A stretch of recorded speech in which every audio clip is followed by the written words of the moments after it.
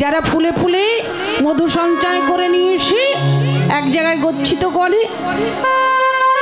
কিন্তু দেখুন ভ্রমরের এমনই দুর্ভাগ্য, প্রত্যেকটা ফুলে ফুলে মধু সঞ্চয় করছে, করে নিয়ে এসে এক জায়গায় সুন্দর মৌচাক তৈরি করেছে, কিন্তু সেই মধু কিন্তু আবার নিজেই সেবা করতে পারে না।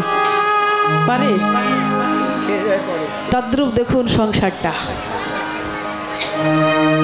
একটু সংসারের দিকে তাকিয়ে দেখুন, আমরা সারাটা জনম ধরে অক্লান্ত পরিশ্রম করছি, একটু একটু করে মধু সঞ্চয় করছি, তাই না?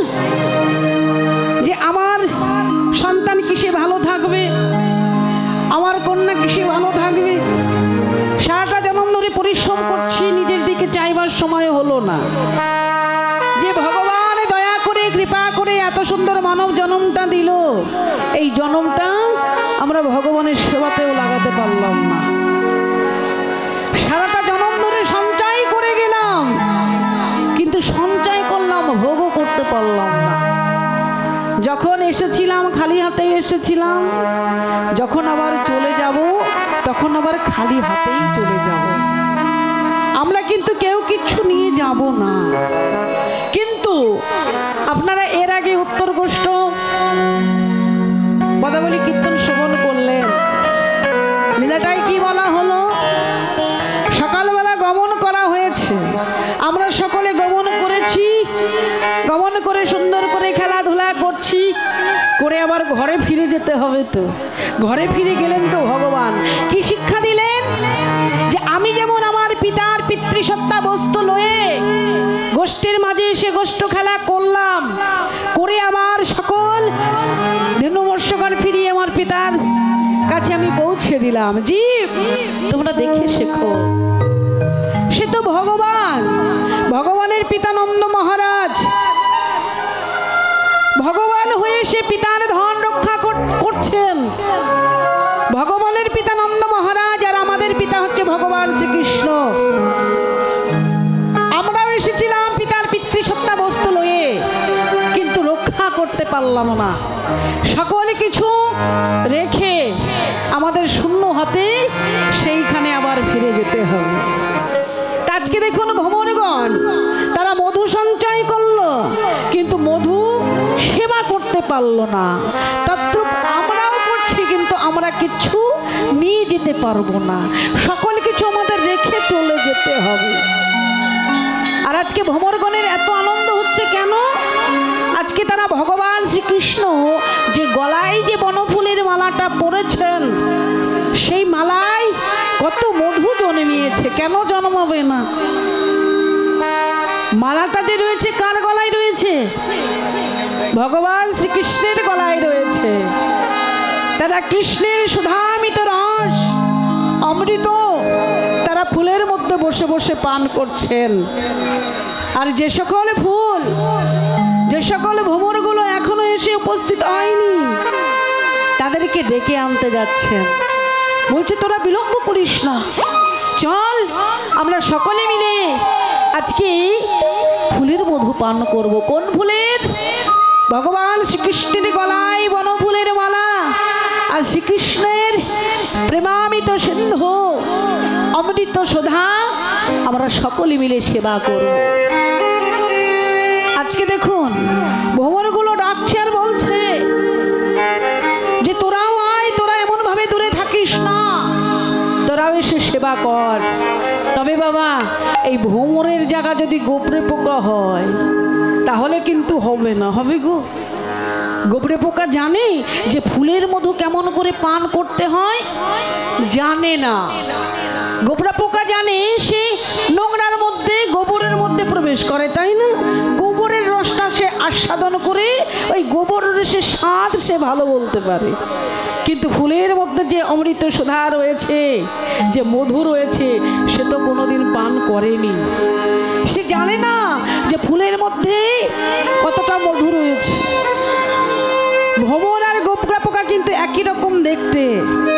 ভ্রমর যদি বলে গোবরে পোকা তুমি মধু পান করো, সে মধু পান করতে বসলো, কিন্তু মধু পান করে যে ফুলের থেকে কেমন করে বাহির হয়ে আসতে হবে সেটা কিন্তু তার জানা নেই। আছে গো? সেটা জানা নেই। ভ্রমরে জানে ফুলের মধু পান করে কেমন করে আবার ওই ফুলের থেকে বেরিয়ে আসতে হয়, কেন ফুলটা তো আবার বন্ধ হয়ে যাবে, বুঝে যাবে। আর গোবরে পেকর জানা নেই, সে মধু পান করতে করতে আস্বাদন করতে করতে ওই ফুলের মধ্যে প্রবেশ করে গেল, কিন্তু বাহির হবার পথ তার জানা নেই। তখন কি হবে? ওখানেই প্রাণটা হারিয়ে যাবে, সে প্রাণে মারা যাবে। তা বাবা মধু পান করো, কিন্তু চতুর ভ্রমর হও, গোবরে পোকা হইও না, তাহলে প্রাণ হারিয়ে যাবে। নিতাই গৌর হরি বল, হরি বল।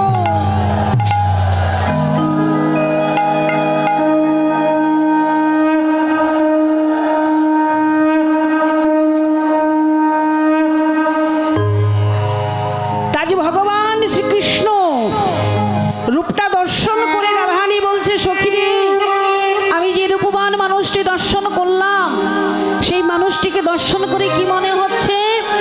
রহয়ে ত্রিভঙ্গ ভুবন মোহন। সে ত্রিভঙ্গ ভাবে দাঁড়িয়ে আছে, সে বাঁকা হয়ে দাঁড়িয়ে আছে, তবুও তাকে সুন্দর লাগছে। এই যে ভগবান বাঁকা হয়ে দাঁড়িয়ে আছেন, তবুও তাকে সুন্দর কেন লাগছে বাবা? এর পিছনেও কারণ আছে। ভগবান আমার বাঁকা হয়েছেন কেন? ভগবান ভক্তাধীন ভগবান। ভগবান একদিন ভক্তের মনের বাসনা পূর্ণ করবেন। কোন ভক্ত? ভক্ত বিরজা। বিরজা ভগবানকে বলেছিলেন, হে গোবিন্দ, হে মধুসূদন, তুমি কি কোনোদিন আমাকে কৃপা করবে না? কোনোদিনই দয়া করবে না? ভগবান কি করেছেন? আমার প্রেমময়ী রাধারানীকে সঙ্গে করে সমস্ত সখীগণকে সঙ্গে নিয়ে বনের মধ্যে বাবা পুষ্প চয়ন করছে। মনের আনন্দে তারা সমস্ত সখীগণকে সঙ্গে করে আনন্দ করছেন। করতে করতেই রাধারানী কি করেছেন? সখীগণকে সঙ্গে করে ফুল তুলে তুলে বেড়াচ্ছেন। আর গোবিন্দ দেখছেন রাধারানী যখন সখীদের নিয়ে মেতে আছে, এই একটা সুযোগ, আমি যাই আজকে বিরজার মনের বাসনাটা পূর্ণ করে দিই। ভগবান কি করলেন? বিরজার কুঞ্জে প্রবেশ করবেন, কিন্তু বিরজার কুঞ্জে একজনকে পাহারা দিতে হবে। সে কে গো? সঙ্গে করে নিয়ে এলেন কাকে? সঙ্গে করে কাকে নিয়ে এসেছিলেন? কাকে নিয়ে এসেছিল গো? শ্রীদাম সখাকে। শ্রীদাম সখাকে বলেছিলেন, শ্রীদাম, আমি বিরজার কুঞ্জে প্রবেশ করছি, তুই এখানে দাঁড়িয়ে পাহারা দে, এই কুঞ্জে কাউকে প্রবেশ করতে দিবি না। শ্রীরাম সখা বাবা দাঁড়িয়ে পাহারা দিচ্ছেন। আর ভগবান আমার বিরজার মনের বাসা পূর্ণ করবেন বলে বিরজার কুঞ্জে প্রবেশ করেছেন। আর রাধারানী আমার কৃষ্ণকে দেখতে না পেয়ে বড় উতলা হয়ে উঠেছেন, যে আমার প্রাণনাথ কোথায় গেল? প্রাণনাথ, তুমি কোথায় গেছো আমায় ফেলে? তুমি কি জানো না প্রাণনাথ, আমি তোমাকে ছাড়া এক মুহূর্ত থাকতে পারি না? এমন কথা বলছেন। অন্তরে জানতে পারলেন যে গোবিন্দ আমার বিরজার কুঞ্জে প্রবেশ করেছে। বিরজার কুঞ্জের সম্মুখে এসেছেন, দেখছে শ্রীরাম সখা দাঁড়িয়ে হয়ে দাঁড়িয়ে আছে। শ্রীরামকে বলছে, শ্রীরাম, তুই দাঁড়ে ছেড়ে দে, আমি ওই কুঞ্জের মধ্যে প্রবেশ করব। শ্রীরামই বলছে, রাধে, আজকে তুমি এমনভাবে কুঞ্জে প্রবেশ করতে পারো না। কেন? আজকে আমার সখা আমায় বলেছে এই কুঞ্জের মধ্যে যেন কেউ প্রবেশ না করে। বলছে আমিও না? বলছে না, তুমিও প্রবেশ করতে পারবে না, আমার সখা আমাকে বারণ করেছে। বাবা, রাধারানী তর সইল না, গোবিন্দকে ছাড়া এক মুহূর্ত থাকতে পারছে না। কি করলেন? জোর করে যেমনই কুঞ্জের মধ্যে প্রবেশ করতে গেলেন, আর শ্রীরাম সখার অঙ্গে আঘাত লেগে রাধারানী আমার পড়ে গেল। আর যেমনই রাধারানী পড়ে গেল, সঙ্গে সঙ্গে উঠে রাধারানী শ্রীরাম সখাকে অভিশাপ করে দিল। ওরে শ্রীরাম, আজ তুই আমার সঙ্গে দস্যের মতো ব্যবহার করলি, আমি তোকে অভিশাপ করছি,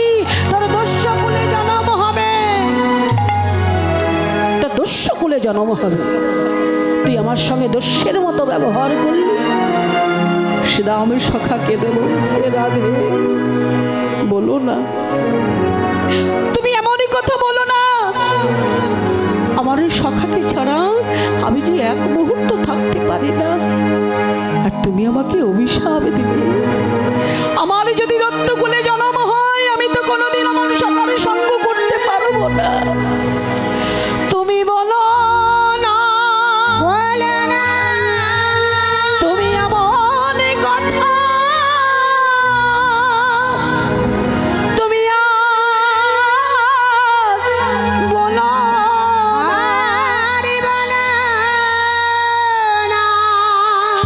তুমি বলো না, তুমি এমনই কথা বলো না। আমারই সখাকে ছাড়াই আমি এক মুহূর্ত থাকতে পারি না, আর তুমি কিনা আমাকে অভিশাপ দিলে আমার দত্তকুলে জন্ম হবে। আর আমার যদি দত্তকুলে জন্ম হয়, তাহলে তো আমি আমার সখার সঙ্গ করতে পারবো না। আমি যে সখাকে ছাড়া থাকতে পারি না। রাধে, তুমি কেমন করে এমন অভিশাপ আমায় দিলে? নয়রে জলে বুক ভাসিয়ে কাঁদছে আর বলছে, রাধে তুমি বিনা কারণে আমায় অভিশাপ করেছো, তবে আমিও তোমাকে অভিশাপ করব।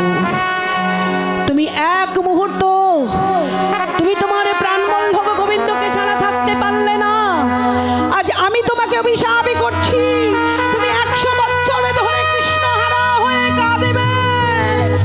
হরি বল, হরি বল।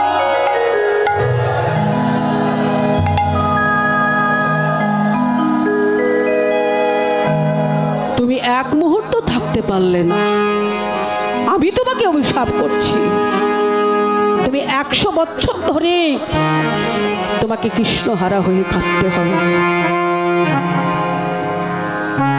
শ্রীরাম সখাকে অভিশাপ দিল। শ্রীরাম সখার অভিশাপ তো বাবা কখনো খণ্ডানো যাবে না। শ্রীরাম সখার শঙ্কচূড় কুলে দত্তকুলে জন্ম হলো। শ্রীরাম সখার শঙ্কচূড় দত্তকুলে জন্ম হয়েছিল, আর রাধারানীকেও বাবা 100 বছর ধরে কৃষ্ণহারা হয়ে কাঁদতে হয়েছিল।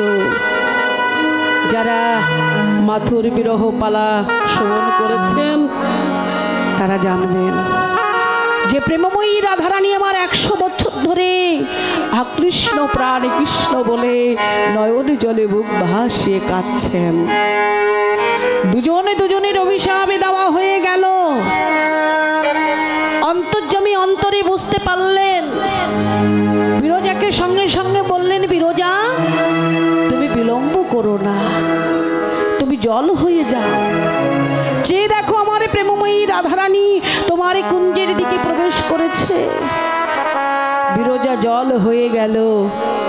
ভগবান সর্প হয়ে বিরজার বক্ষে বাবা কেলি করছেন। ভগবান শ্রীকৃষ্ণ নিজের রূপ পরিবর্তন করে সর্প হয়ে যখন বিহার করছেন, রাধারানী বললেন, প্রাণনাথ আজ তুমি যখন আমাকে দেখে ছলনার আশ্রয় নিলে, তাহলে আমিও তো কম নই। তোমার ছলনা কেউ বুঝতে পারুক আর না পারুক, তুমি আমার চোখে ফাঁকি দিতে পারবে না। রাধারানী নিজের অঙ্গের থেকে একটু ময়লা তুলে নিয়ে একটি ময়ূর সৃষ্টি করে দিলেন। ময়ূর সৃষ্টি করে বললেন, ময়ূর তুমি বিলম্ব করো না, যাও ওই বিরজার বক্ষের থেকে আমার প্রাণনাথকে তুলে এনো, তুমি তুলে আনো, তুমি বিলম্ব করো না। ময়ূর কি করলেন? ভগবান শ্রীকৃষ্ণের 3 জায়গায় স্পর্শ করলেন। যখন 3 জায়গায় স্পর্শ করলো, ভগবান 3 দিকে বাবা বাঁকা হয়ে গেল। আর বললেন, রাধে তুমি যখন আমার চতুরালী বুঝতে পেরেছ, আর তুমি আমায় 3 জায়গায় স্পর্শ করেছ, আমি যখনই তোমার সম্মুখে আসব, তখনই আমি ত্রিভঙ্গ বঙ্কিমী ঠামে দাঁড়িয়ে তোমার সামনে আমি দাঁড়াবো।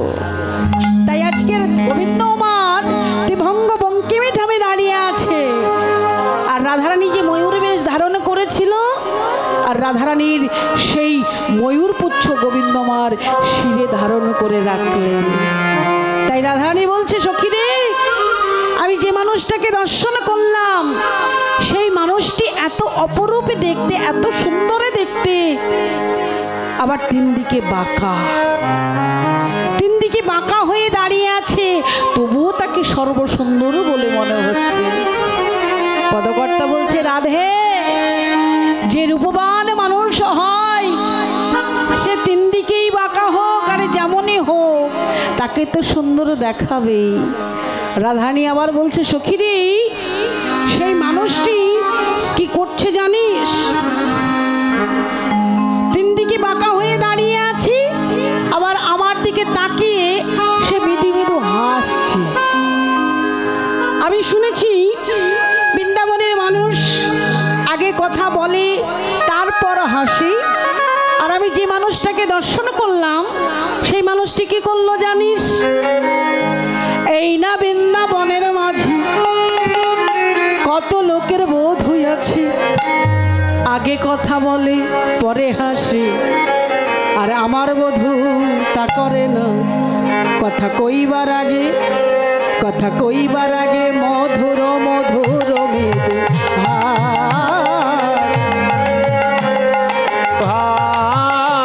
আরে মধুর মধুর মৃদু এই না বৃন্দাবনের লোকে সকলেরই বধূ আছে, কথা বলে পরে হাসে, আমার বধূ কথা বলবার আগে মধুর মধুর মৃদু হাসে, মধুর মধুর মৃদু হাসে। বলছে, এই না বৃন্দাবনের মাঝে কত লোকের বধূ আছে, কি করে বাবা? আমাদের ভালোবাসার মানুষ, আমাদের প্রিয় মানুষ আগে কথা বলে তারপর হাসে। রানী বলছে, ওই মানুষটি কি করলো? কথা বলবার আগেই হাসছে, কথা বলবার আগেই হেসে দিল। তারপরে মানুষটিকে দেখতে এত অপরূপ লাগছে না, সেই রূপের কথা না আমি বলে শেষ করতে পারবো না। সেই রূপের কথা আমি বলে এক বদনে শেষ হবে না। তাই বলছে, সখী রে, বান্ধলি বন্ধু অধরে মধু মাখ হলো, মধুর মধুর মৃদু হাস। সেই মানুষটি মৃদু মৃদু করে হাসছে। আমি ওই যমুনায় জল আনতে গিয়ে আমি ওই রূপবান মানুষটিকে দর্শন করলাম। তবে আরো বলি শোন সখী, সেই মানুষটিকে দেখতে কেমন আমি আরো বলি শোন। সখী, আমি কি রূপ হেরিনু,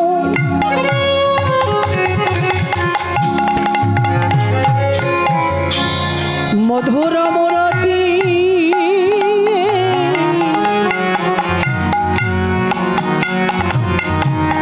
প্রীতি রসের সার। সখী আমি কি রূপ হেরিনু, মধুর মূরতি প্রীতি রসের সার। আরে হেন লাই মনে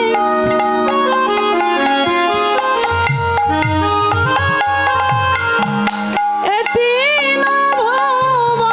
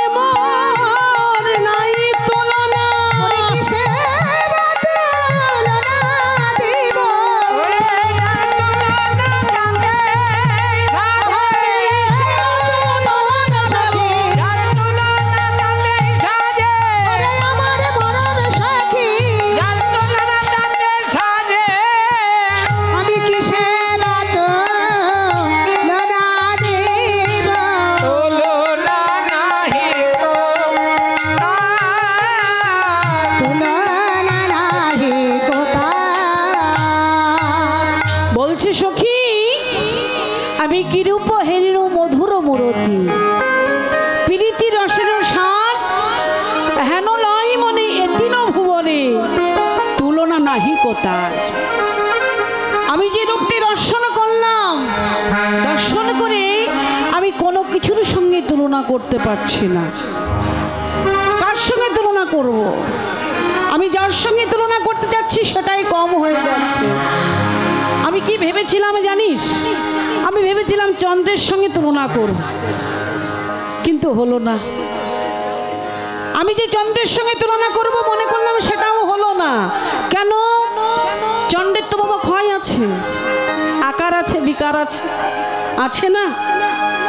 যখন ঘোর অমাবস্যা হয় তখন বাবা এক কলা করে কমতে কমতে কমে যায়। জাগতিক জগতের চন্দ্র হচ্ছে বাবা 15 কলায় পরিপূর্ণ, আর আমার কৃষ্ণচন্দ্র হচ্ছে 16 কলায় পরিপূর্ণ, তাই তো? হরে কৃষ্ণ। আমার কৃষ্ণচন্দ্র হচ্ছে 16 কলায় পরিপূর্ণ, আর জাগতিক জগতের চন্দ্র হচ্ছে বাবা 15 কলায় পরিপূর্ণ।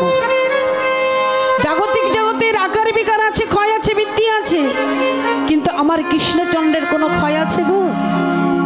কোনো ক্ষয় নেই। তাই আমার কৃষ্ণচন্দ্র হচ্ছে 16 কলায় পরিপূর্ণ। আমি জাগতিক জগতের চন্দ্রের সঙ্গে তুলনা করতে পারলাম না। আর আমি কি দর্শন করলাম জানিস? আরো বলি শোন। সখী বড় বিনোদিয়া চূড়ার টালনি কপালে চন্দন চাঁদ সখী ও সে বড় বিনোদিয়া চূড়ার টালনি কপালে চন্দন চাঁদ।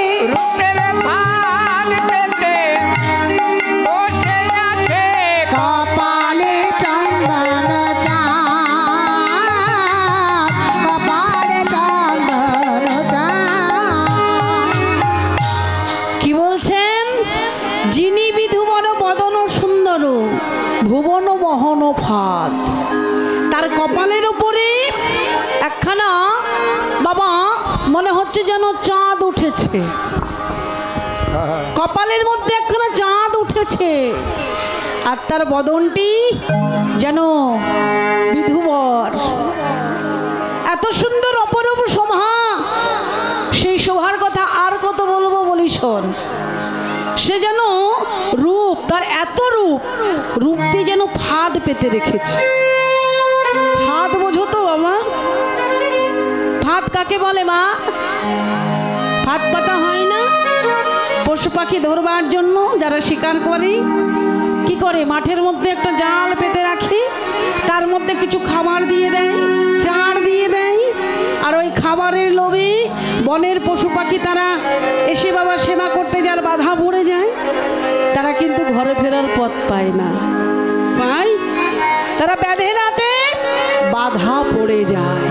তদ্রূপ আমি যে মানুষটি দর্শন করলাম দেখে মনে হচ্ছে ভুবন মোহন ফাঁদ, তার ভুবনে এত রূপ, সেই রূপ দিয়ে ভুবন মোহন যেন সারা বিশ্বে যেন রূপের ফাঁদ পেতে রেখেছে।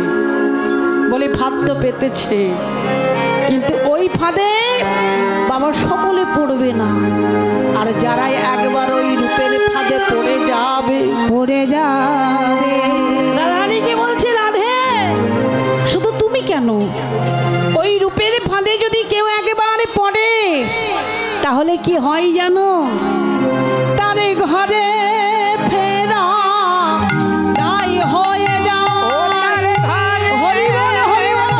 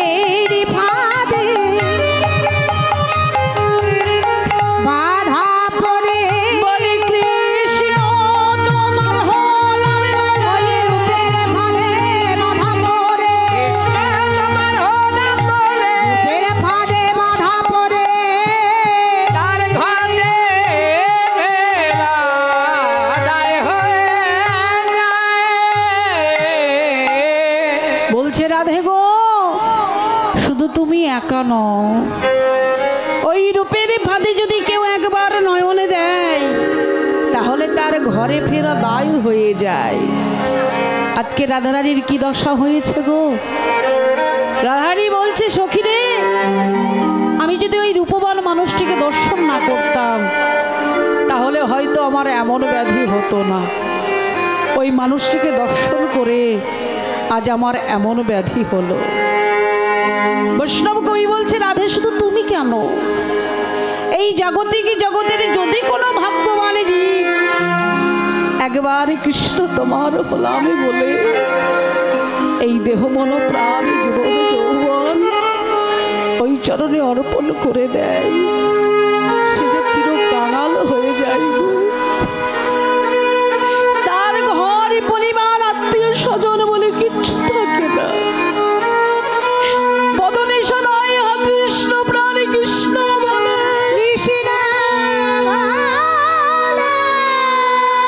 কৃষ্ণ তোমারই হলামি বলে, সে যে ঘরের বাহিরে হয়ে যায়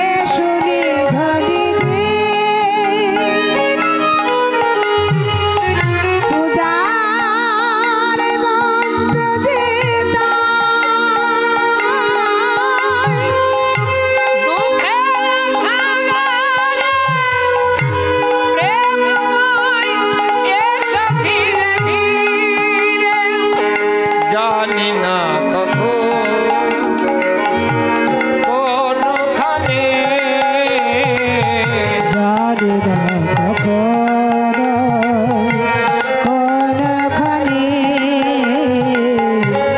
কবে ফুলিল ধীরে ধীরে কৃষ্ণ প্রেমে হরি বল হরি বল হরি বল হরি বল পাগল কলিটি হৃদয় শরীরে হৃদয় শরীরে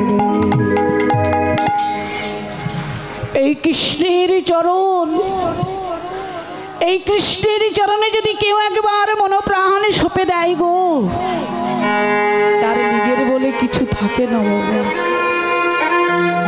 সে কখনো নিজের বলে কোনো বস্তু ধরে রাখতে পারে না তার বদলে শুধু একটাই নাম কৃষ্ণ কৃষ্ণ কৃষ্ণ একটিবার দেখা দাও একটিবারই কৃপা করো তুমি ছাড়া যে আমার আর কেউ নেই গো আমি তো আত্মভোলা জীব প্রভু হয়তো আমি তোমাকে ভুলে গেলেও ভুলে যেতে পারি কিন্তু তুমি তো জগতের পিতা তুমি যেন আমায় ভুলে যেও হরি বল হরি বল আমি ভুল করলেও করতে পারি তুমি ভুল করো না তুমি মনে রেখো হে গোবিন্দ আমি বড় অপরাধী আমি বড় কাঙালিনী আমি বড় ভিখারিনী তোমাকে ভালোবাসবার মতো তো আমার কাছে কিচ্ছু নেই গো তোমাকে কি দিয়ে ভালোবাসতে হয় তুমি কিসে সন্তুষ্ট হও আমার কিচ্ছু জানা নেই তুমি একটিবার কৃপা করে অভাগানীকে কৃপা রেখো তুমি যদি একটিবার কৃপা করো তোমার কৃপা গুণে আমি সকল বিপদ থেকে উদ্ধার পেয়ে যাব আমার বলে কিছু নেই এমন ভাবে যদি কোনো ভক্ত মামা একবার ডাকতে পারে ভগবান কোনোদিন ভক্তের থেকে দূরে থাকতে পারে না রাধারানী যখন এমন ভাবে বলছে বৈষ্ণব কবি বলছে রাধে শুধু তুমি নাও ওই রূপ যদি কেউ একবার দর্শন করে তার দশা তোমার মতোই হবে তার দশা তোমার মতোই হবে রাধারানী বলছে সখীরে আমি যে মানুষটাকে দর্শন করলাম ওই মানুষটি যে নয়নের যে ভুরু ওই ভুরুগুলো দেখতে কেমন জানিস সখী জোড়া ভুরু যেন কামের কামানো কেবা কইল নিরমান সখীরে জোড়া ভুরু যেন কামের কামানো কেবা কইল নিরমান আরে তরল নয়নে তেছর চাহনি বিষম কুসুম বা আরে তরল নয়নে তেরাস জাগরি কেবা কইল নির আমার হৃদয় মাঝে বাণী মেরেছে আমার হৃদয় মাঝে বাণ মেরেছে। হৃদয় মাঝে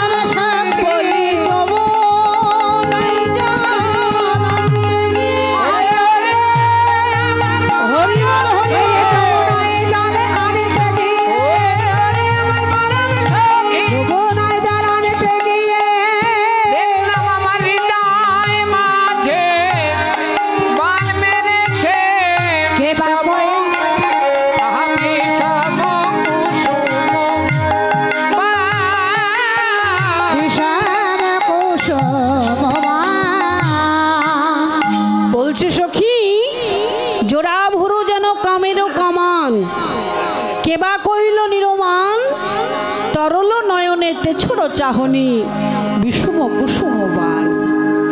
তার ভুরু দুটো দেখে মনে হচ্ছে যেন কামের কামান, কামানের যে কামান থাকে না বাবা, জোড়া ভুরু যেন কামেরও কামান, কেবা কইল নিরমান। তার ভুরু দুটো এমন ভাবে রয়েছে দেখে মনে হচ্ছে যে কামানের কামান। সে আমার হৃদয় মাঝে নিক্ষেপ করলো, যেমন বেদেরা কি করে বান নিক্ষেপ করে, তদ্রূপ ভাবে ওই বান আমার হৃদয় মাঝে এসে নিক্ষেপ করলো।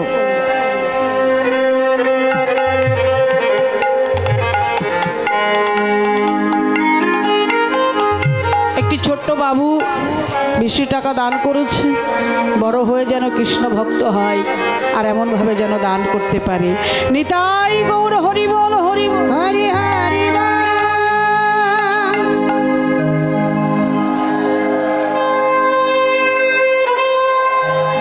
এমন ভাবে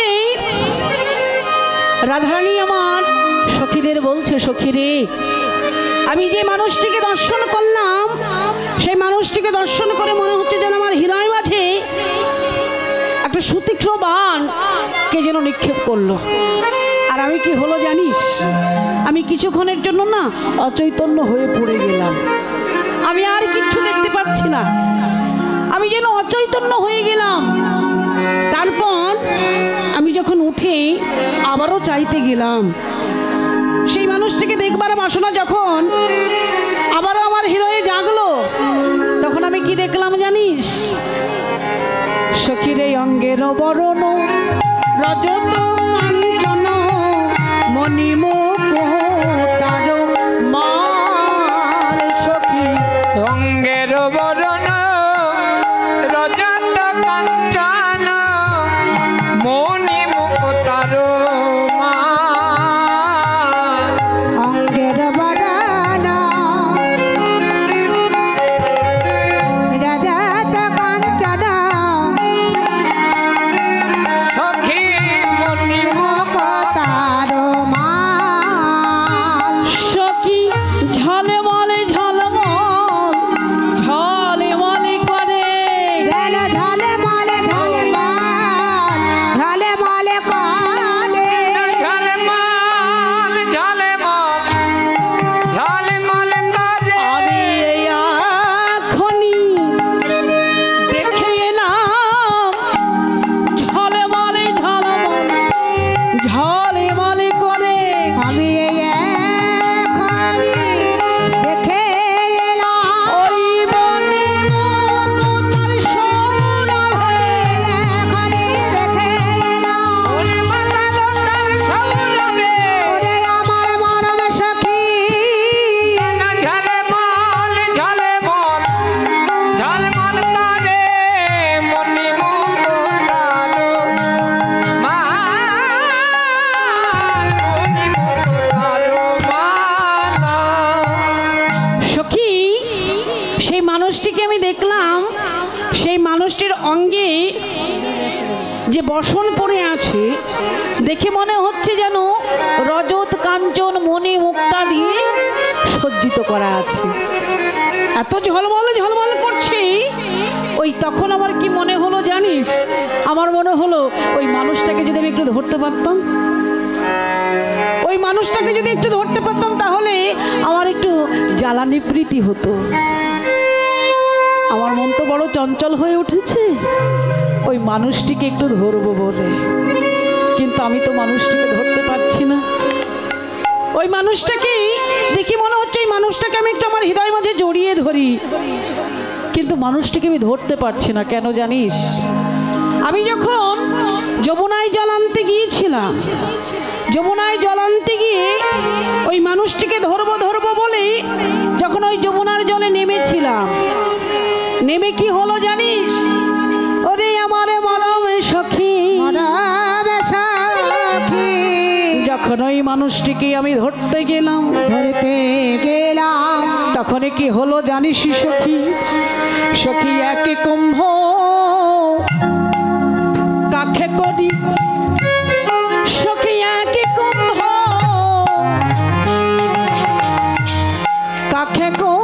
ভরি যমুনাতে জল ভরি আমি একা কুম্ভ কাঁখে করি যমুনাতে জল ভরি আমি একা কুম্ভ কাঁখে করি যমুনাতে জল ভরি আরি জলের ভিতরে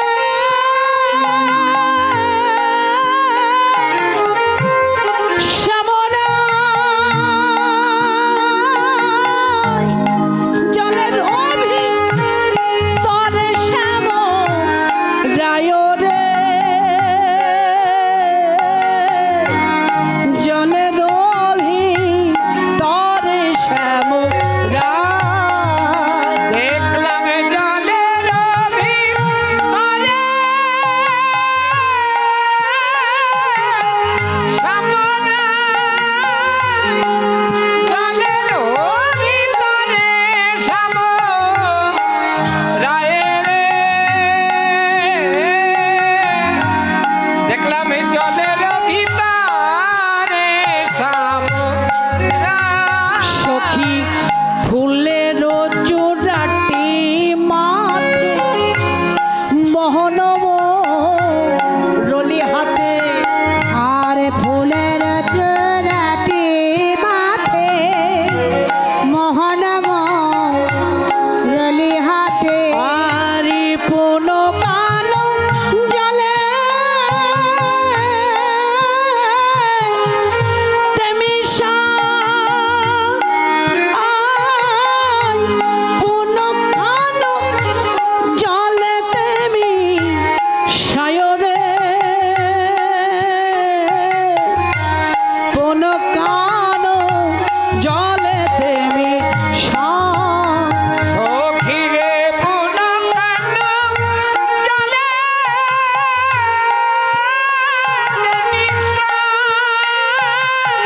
ওরে পুন খান জলে তুমি সায় রে পুন কান জলে তুমি সায় সখী ঢেউ মোর হইল কালো আমি না পাইলাম নন্দলাল সখীরে ঢেউ মোর হইল কাল না পাইলাম নন্দলাল আমি কাঁদিতে কাঁদিতে এলাম ঘরে কাঁদিতে কাঁদিতে এলাম ঘরে রে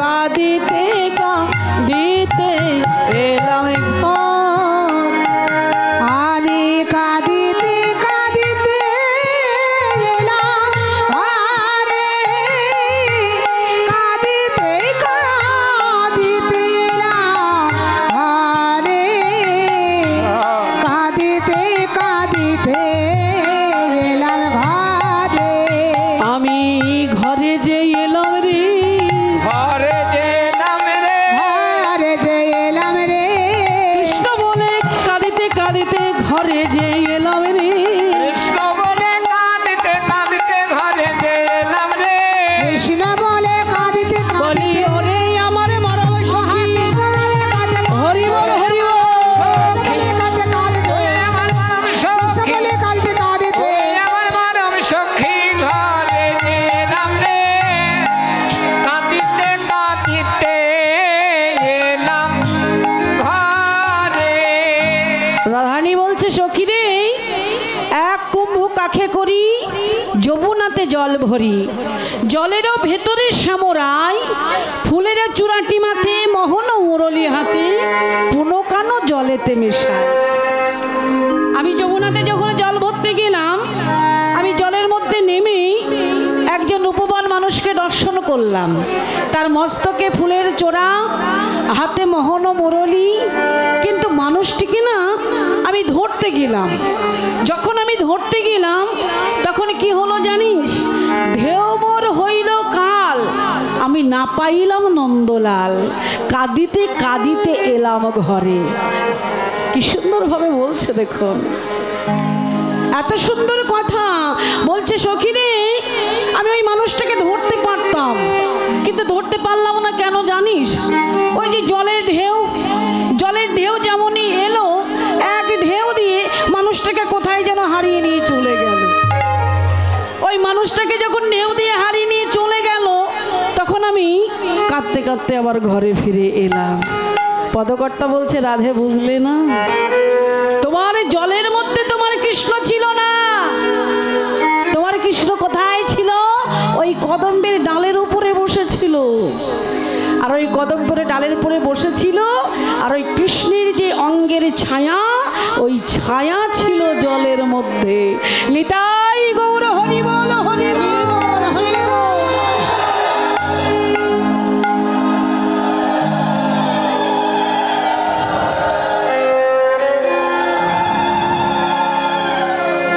বলছি জলের ছায়া ছিল, তোমার কদম্বের ডালে কানো ছিল, আর তোমার কানোর যে অঙ্গের ছায়া জলের মধ্যে পড়েছিল, ওই জলের মধ্যে তোমার কানো ছিল না।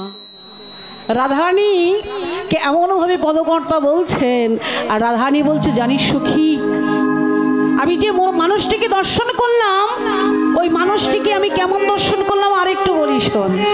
রাধারানী বলে বাবা শেষ করতে পারবে না, এই রূপের কথা বাবা 10 ঘন্টা কেটে গেলেও শেষ হবে না। বলছে, সখীরা আমি আর কি দর্শন করলাম জানিস? সখী ওপরে যমুনা,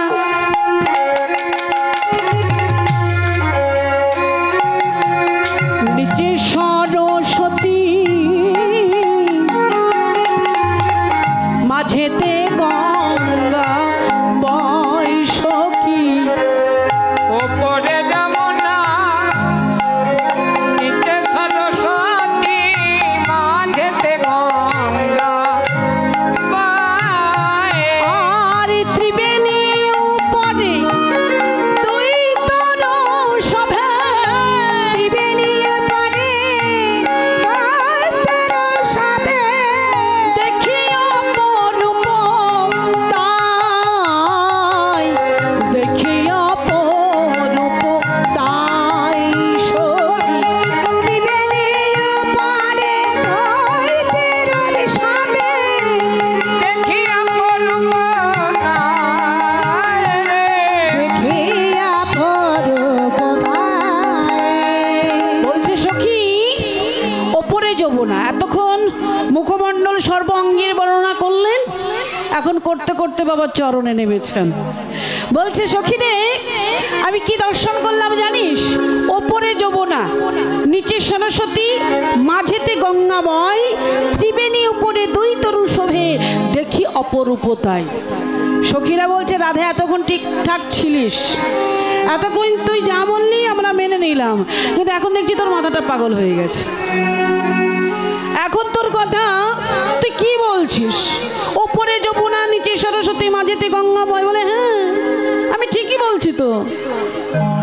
বলছি আমি ঠিকই বলছি। কেমন? বাবা গোবিন্দের যে চরণটা একটু ভালো করে লক্ষ্য করে দেখবেন। ওপরে যমুনা, যমুনার জল কেমন হয় গো? কালো, হ্যাঁ কালো। যমুনার জল কালো হয়? ও বাবা কালো হয় তো? হ্যাঁ, গঙ্গা জল ঘোলা। আর নিচে সরস্বতীর জল কেমন হয়? লাল হয়। আর মাঝখানে গঙ্গার জল কেমন হয়? গঙ্গার জল কেমন হয়? ঘোলা হয়। বলছে ওপরে যমুনা, নিচে সরস্বতী, মাঝেতে গঙ্গা বয়, ত্রিবেণী উপরে দুই তরু শোভে, দেখি অপরূপতায়। আর কি বলছেন? তরুর উপরে ক্ষুদ্র হৃদয় আছে, তার নিচে সরোবর। ও তরুর উপরে ক্ষুদ্র হৃদয় আছে, তার নিচে সরোবর। আমি এই এখনই দেখে এলাম, আমি এখনই দেখে এলাম। এখনই দেখে এলাম। বলি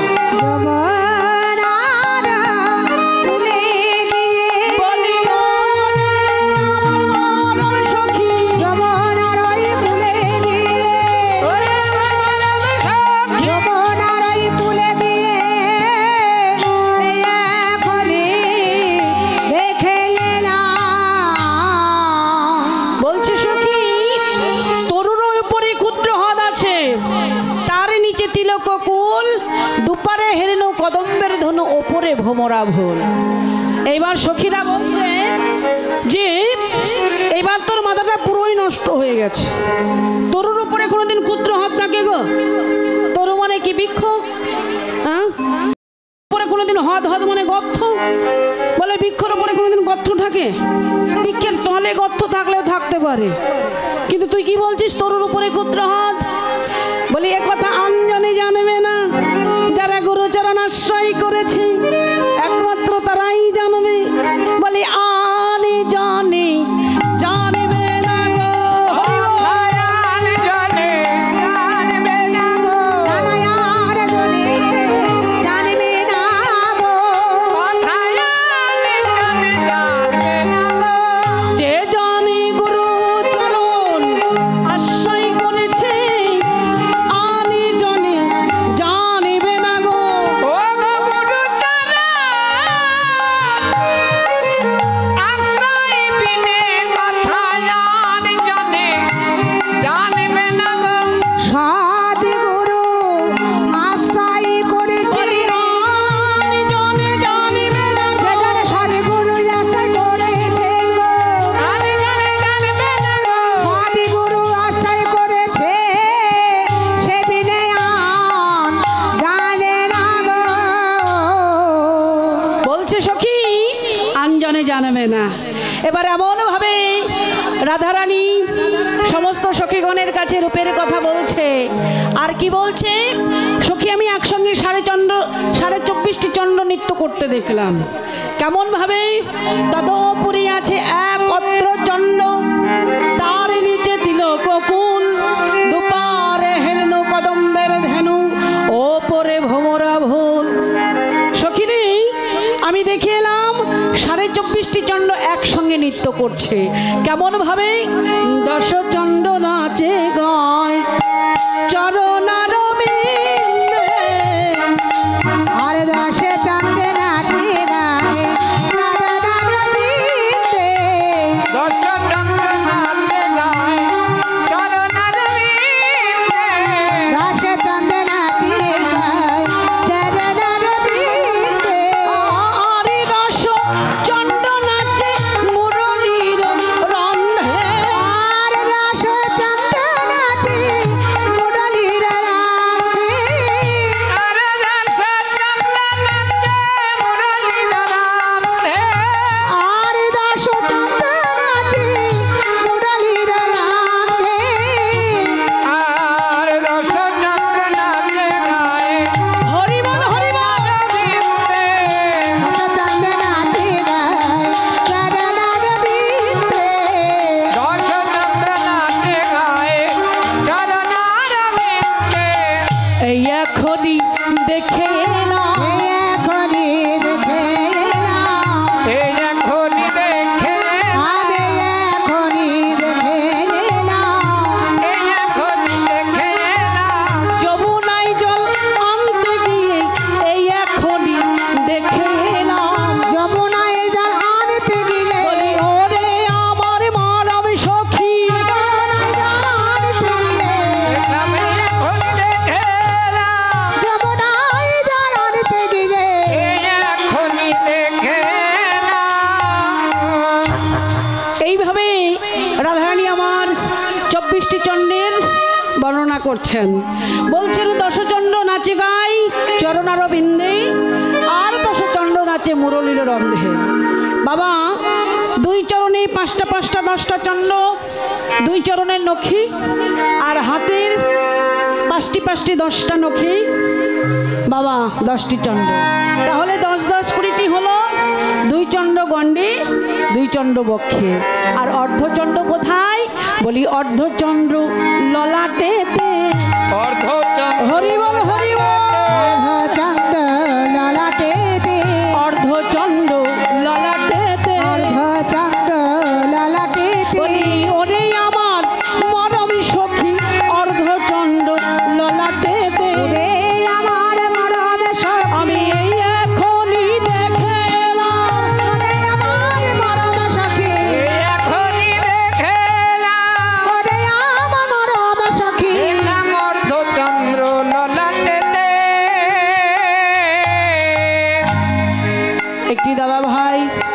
100 টাকা দান করেছে, এই দানটা যেন আমার ভগবানের সেবায় লাগে আর এমনভাবে যেন ভক্ত সঙ্গ করতে পারে। নিতাই গৌর হরি বল হরি। হরি হরি বল। তাহলে বাবা আমার রাধা গোবিন্দের লীলা আরেকটি দাদা ভাই 100 টাকা দান করেছে, এই দানটা যেন আমার ভগবানের সেবায় লাগে। নিতাই গৌর হরি বল হরি বল। এইভাবে রাধারানী আমার সখীদের কাছে কৃষ্ণের রূপের বর্ণনা করলেন। বাবা আমারও সময় শেষ, আমাকে আবার আরেক জায়গায় প্রোগ্রামে যেতে হবে। সকলে একটু আশীর্বাদ করবেন, এমনভাবে যেন সাধুগুরু বৈষ্ণবের বাজারে এসে দুটো হরি কথা কৃষ্ণ কথা বলতে পারি, আর যে কটা দিন ধরাধামে থাকবো এমনভাবে যেন ভক্ত সঙ্গ করতে পারি। নিতাই গৌর হরি বল হরি বল হরি বল।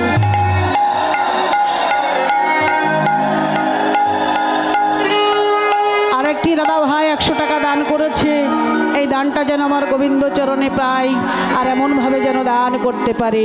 হরি বল হরি বল হরি বল।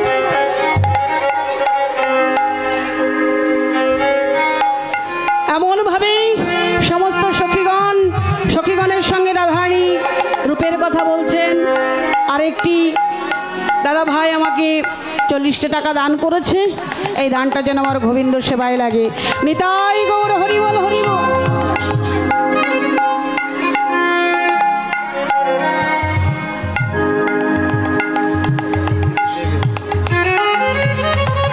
আরেকটি ছোট্ট সোনা 100 টাকা দান করেছে, বড় হয়ে যেন কৃষ্ণ ভক্ত হতে পারে, মাতা পিতার মান সম্মান যেন রক্ষা করতে পারে।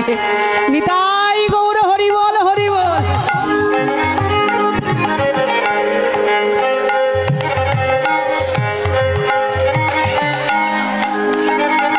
এইবার সমস্ত সখীগণ বলছে, রাধে তুই এমন ভাবে এইখানে বসে তোর বধুর কথা না বলে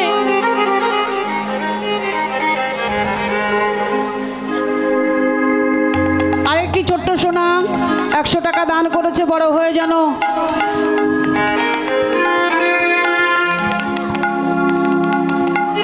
কৃষ্ণ ভক্ত হতে পারে। আরেকটি মা 100 টাকা দান করেছে, ওনার পুত্র পরিবার সকলে যেন ভালো থাকে। আরেকটি ছোট্ট সোনা 50 টাকা দান করেছে, বড় হয়ে যেন কৃষ্ণ ভক্ত হয়। নিতাই গৌর হরি বল হরি বল।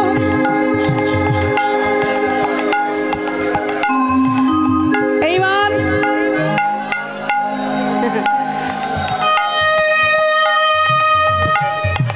আরেকটি ছোট্ট সোনা 100 টাকা দান করেছে, বড় হয়ে যেন কৃষ্ণ ভক্ত হয়, মাতা পিতার মান সম্মান যেন রক্ষা করতে পারে। সকলে আশীর্বাদ করবেন। নিতাই গৌর হরি বল হরি বল হরি বল।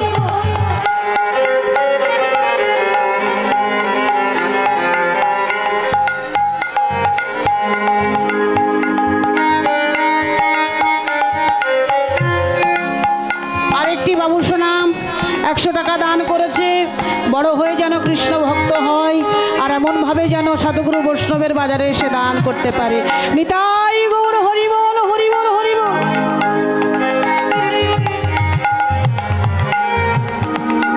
এইবার সখীগণ সকলে মিলে রাধারানীকে সঙ্গে করে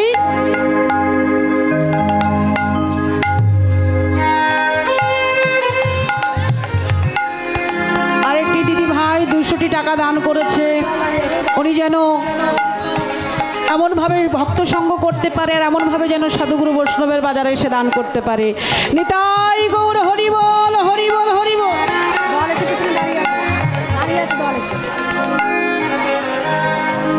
মিঠে রস সে ভরো রে রাধা রানী লাগে, রাধা রানী লাগে, তারো তারো যমুনা জি সে পানি লাগে।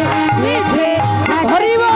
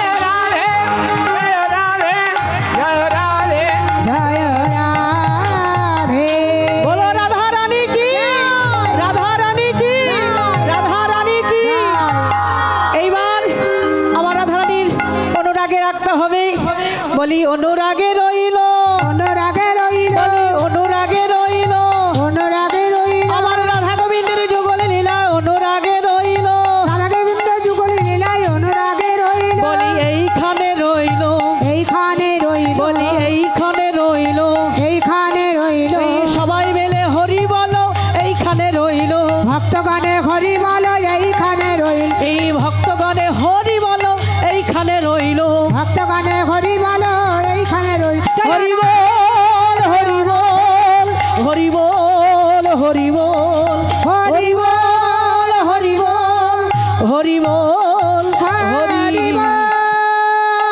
জয় জয় শ্রী গুরু প্রেমানন্দে নিতাই গৌর হরি হরি বল। রাধে শ্যাম রাধা রানী কি জয়। জয় জয় আরেকটি মহাপ্রভু। ছোট্ট সোনা 100 টাকা দান করেছে, বড় হয়ে যেন কৃষ্ণ ভক্ত হয়। নিতাই গৌর হরি বল। রাধা গোবিন্দ বলো